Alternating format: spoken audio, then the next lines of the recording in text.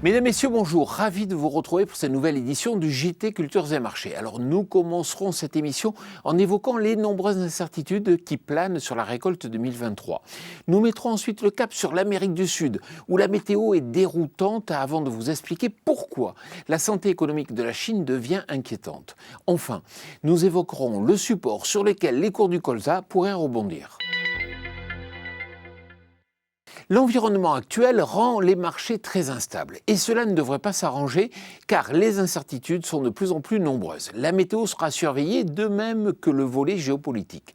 Par exemple, en Ukraine, la situation reste toujours critique avec une production de maïs pour 2023 sous les 20 millions de tonnes à comparer aux 42 millions de tonnes de 2021. Dans ce contexte, le disponible exportable du pays sera plus que faible et cela ne manquera pas d'animer les marchés. La météo sud-américaine continue de souffler le chaud et le froid sur les marchés. Après un déficit hydrique marqué, ce sont les pluies qui font leur apparition.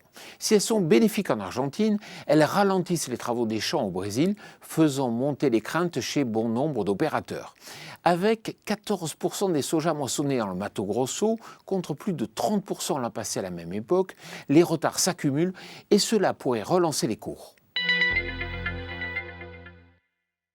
Ultra puissante dans l'économie mondiale, le redémarrage différé pour cause de Covid de l'économie chinoise inquiète de plus en plus les analystes. Cela conditionnera une grande partie des échanges, notamment de céréales, en sachant que la Chine fait partie, depuis 2 ans, des grands pays acheteurs de matières premières. La situation à moyen terme de l'économie chinoise devient aussi un sujet d'incertitude du fait du vieillissement de la population et de sa capacité à assurer le financement des retraites. 520 € par tonne, c'est le support sur lequel ont rebondi les cours du colza sur Euronext. Alors après plusieurs semaines consécutives de baisse, les cours du colza semblent sortis de la spirale baissière. Et ce n'est plus le colza, mais plutôt le soja qui porte désormais la dynamique haussière. Mais attention, la hausse reste fragile.